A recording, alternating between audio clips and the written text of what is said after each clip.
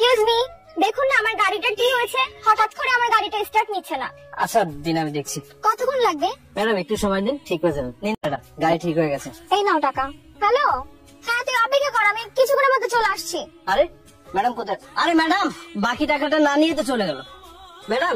জি বলুন, কিছু বলবেন? ম্যাডাম, কালকে যে গাড়ি সার্ভিসিং করালেন না, আপনি তো আমাকে একটা 100 টাকার নোট দিয়েছিলেন। খুচরা ছিল না আমার কাছে, তাই খুচরা করতে গেছিলাম। এসে দেখি কি আপনি নেই। এই নিন ম্যাডাম, আপনার বিল হয়েছিল 50 টাকা। It's okay, no problem. আসলে কালকে আমি অনেক ব্যস্ত ছিলাম তো, এর জন্য টাকাটার কথা ভুলে গিয়েছিলাম। সমস্যা নেই, টাকাটা তুমি তোমার কাছে রেখে দাও। না ম্যাডাম, টাকাটা আমি রাখতে পারবো না। আমি যতটুকু পরিশ্রম করে উপার্জন করি তাতেই খুশি। এটা আপনার টাকা, আপনি রেখে দেন, আমি নিতে পারবো না। সত্যি এই যুগে এমন মানুষ আছে যেখানে মানুষ অন্যকে ঠকিয়ে আরামাস করছে, সেখানে তোমার মতো একজন ব্যতিক্রম মানুষের সাথে পরিচয় হয়ে আমার খুবই ভালো লাগলো। ধন্যবাদ ম্যাডাম, আমি তাহলে আসি। এই শোনো। হ্যাঁ ম্যাডাম বলুন। আচ্ছা তোমার নাম কি আর তোমার বাসা কোথায়? আমার নাম দীপ্ত, আমি বাগমারা রোডে থাকি। আর আপনি? আমার নাম জুলি। আচ্ছা তুমি আমাকে আপনি করে কেন বলছো? দেখে তো মনে হচ্ছে তুমি আমি সেম এজের। তুমি আমাকে তুমি করেই বলবা। আর যেহেতু পরিচয়টা হয়েছে, তাহলে ফ্রেন্ডশিপটা হয়ে যাক। ম্যাডাম ফ্রেন্ডশিপ মানে? হ্যাঁ ফ্রেন্ডশিপ। আচ্ছা তোমার কি কোনো সমস্যা আছে আমার সাথে ফ্রেন্ডশিপ করতে? না না, সমস্যা কেন থাকবে। আচ্ছা ফ্রেন্ডস। ফ্রেন্ডস। আচ্ছা এটা কি তোমারই গ্যারেজ? না না ম্যাডাম, আমি এখানে কাজ করি শুধু। ও আচ্ছা। কিছু যদি মনে না করো তাহলে একটা কথা বলি। হ্যাঁ বলো। আসলে আমার না অনেক কাজ পড়ে আছে। মালিক যদি দেখে আমি কাজ করছি না, তাহলে অনেক সমস্যা হয়ে যাবে। আমি এখন না আসি? হ্যাঁ হ্যাঁ, আমিও না তোমাকে আজকে রেখেছি। আচ্ছা কালকে তুমি ফ্রি আছো? ওইভাবে তো ফ্রি থাকি না, আমি তো গ্যারেজে কাজ করি সবসময়। তারপরেও গ্যারেজ ছুটি হলে আমি সময় বের করতে পারবো। ওকে ওকে, নো প্রবলেম। তাহলে কালকে বিকালে কিছু সময় একসাথে কাটানো যাবে, রাজি? যদি তোমার কোনো সমস্যা না থাকে। আচ্ছা ঠিক আছে, কোনো সমস্যা নেই। আচ্ছা কাল তাহলে তোমার জন্য আমি নদীর পাড়ে অপেক্ষা করব। আচ্ছা ঠিক আছে, এখন তাহলে আসি। Okay bye. তুমি এসেছো তাহলে? হ্যাঁ। বাহ, একটু আগে আসলে যে। আমি মালিককে বলে একটু তাড়াতাড়ি চলে এসেছি। আমি ভাবলাম তুমি কতক্ষণ অপেক্ষা করবে। তুমি কতক্ষণ এসেছো? আমি 5 মিনিট হলো এলাম। ও আচ্ছা।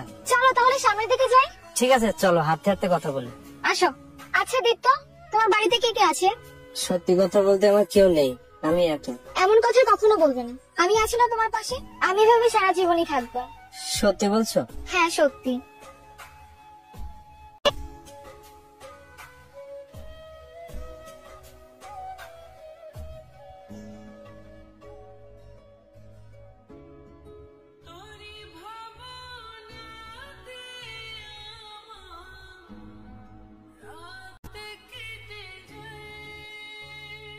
এভাবে দীপ্ত আর জুলির বন্ধুত্বের অনেকটা দিন কেটে যায়।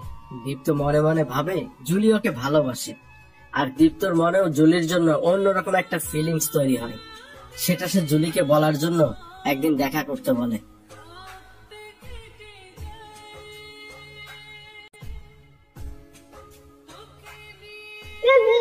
দেখুন না আমার গাড়িটা কি হয়েছে, হঠাৎ করে আমার গাড়িটা স্টার্ট নিচ্ছে না। এমন কথা কখনো বলবেন। আমি আছি না তোমার পাশে, আমি ভাবে সারা জীবনই থাকবে। জুলি তুমি এসেছো? কি ব্যাপার বলো তো, তুমি আমাকে হঠাৎ করে ডাকলে যে?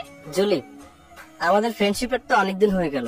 এতদিনের মধ্যে তোমাকে আমি যতটুকু চিনেছি, তুমি আমাকে ততটুকুই চিনেছো। আমাদের চেনা জানা অনেক দূর। তুমি আমাকে হঠাৎ করে ডাকলে যে? জুলি, আমাদের ফ্রেন্ডশিপের তো অনেকদিন হয়ে গেল। এতদিনের মধ্যে তোমাকে আমি যতটুকু চিনেছি, তুমি আমাকে ততটুকুই চিনেছো। আমাদের চেনা জানা অনেক দূর চলে গেছে। তুমি আমার সমস্ত বিপদে আপদে পাশে থেকেছো, আর আমিও সবসময় চেষ্টা করেছি তোমার সাথে থাকা। আমাদের এই মিষ্টি বন্ধুত্বের সম্পর্ক থেকে আমার মনে একটা ফিলিংস তৈরি হয়েছে, যে ফিলিংসটা তোমার প্রতি প্রতিদিনই আমাকে ভাবায়। তোমাকে কিছু বলতে চাই, কিন্তু তুমি কি ভাববে সেটা ভেবে বলা হয়ে ওঠে না। আমি জানি না এটা কি। বুঝেছি, তুমি আমাকে ভালোবাসো আর আমাকে বিয়েও করতে চাও, রাইট? হ্যাঁ। দেখো, এইসব বিষয়ে আমি সিদ্ধান্ত নিতে পারি না। আমার বাবা যেটা ভালো মনে করবে আমি সেটাই করব। তো এই ব্যাপারে তুমি বাবার সাথে কথা বলতে পারো। বাবাকে যদি তুমি রাজি করাতে পারো তাহলে আমার কোনো সমস্যা নেই। কাল হলিডে, বাবা বাড়িতে থাকবে। আমি বাবাকে বলে রাখবো, তুমি বাড়িতে এসে কথা বলে নিও। আচ্ছা ঠিক আছে, আমি কাল গিয়ে কথা বলবো। এখন তাহলে আসি। ঠিক আছে আঙ্কেল, আসবো? হ্যাঁ এসো বসো। তুমি দীপ্ত রাইট? হ্যাঁ আঙ্কেল, আমি দীপ্ত। তো বলো কি বলবো। আঙ্কেল, জুলিয়েট আমার খুব ভালো একটা বন্ধু। ওরা আমার বন্ধুত্ব অনেক দিনের, আমরা একসাথে অনেক সময় কাটিয়েছি। ও খুব ভালো মনের একটা মানুষ। জুলি আমাকে অনেক বোঝে, আমার বিপদে আপদে অনেক পাশে থেকেছে। অনেক ভালো বন্ধুত্ব আমাদের। আর এই বন্ধুত্বের মাঝখানে ওর প্রতি আমার একটা ফিলিংস তৈরি হয়েছে। এই ফিলিংসটা হচ্ছে ভালোবাসার ফিলিংস, তাই তো? তুমি জুলিকে বিয়ে করতে চাও, রাইট? হ্যাঁ আঙ্কেল। শুনেছি তুমি নাকি একটা গ্যারেজে কাজ করো। হ্যাঁ আঙ্কেল। তুমি তো তাহলে তোমার লেভেলটা বুঝতে পেরেছো। তুমি কি করে ভাবলে তোমার মতো একজন গ্যারেজ মেকানিকের সাথে আমার মেয়েকে বিয়ে দিব? বামন হয়ে চাঁদে হাত দেয়া খুব শখ, তাই না? তোমাদের মতো ছোট লোক গরিবদের মনে কি আছে এটা আমি ভালো করেই জানি। একটা বড় লোক ঘরের মেয়েকে ফাঁসিয়ে তার অর্থ সম্পদ নিয়ে রাতারাতি বড় লোক হওয়ার ধান্দা, তাই না? আঙ্কেল, আমার টাকা পয়সা অর্থ সম্পদ কিচ্ছু চাই না, আমার শুধু ওকে চাই। আমি জুলির সাথে থাকতে চাই আঙ্কেল। দয়া করে আপনি আমাকে ফেরাবেন না, please uncle. Shut up! Just shut up! তোমার মুখ থেকে আমি একটা কথাও শুনতে চাই না। বের হয়ে যাও, বের হয়ে যাও এই ঘর থেকে, না হলে দারোয়ান ডাকবো। ঘাট ধাক্কা দিয়ে বাড়ি থেকে বের করতে বাধ্য হব। আশা করি এই কাজ করতে আমাকে বাধ্য করবে না। বের হও।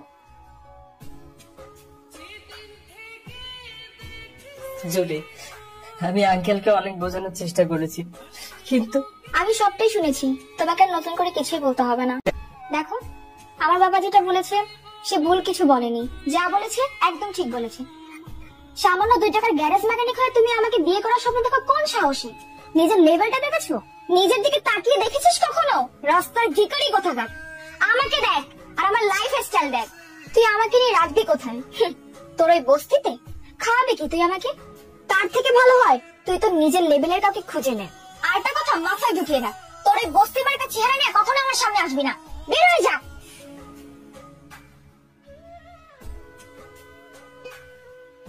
তুমি কি করে ভাবলে তোমার মতো একজন গ্যারেজ মেকানিকের সাথে আমার মেয়েকে বিয়ে দিব? নিজের দিকে তাকিয়ে দেখেছিস কখনো? রাস্তার ঠিকারি কোথাকার। আর একটা কথা মাথায় ঢুকিয়ে রাখ, তোর এই বস্তি বাড়িতে চেহারা নিয়ে কখনো আমার সামনে আসবি না। বের হয়ে যা।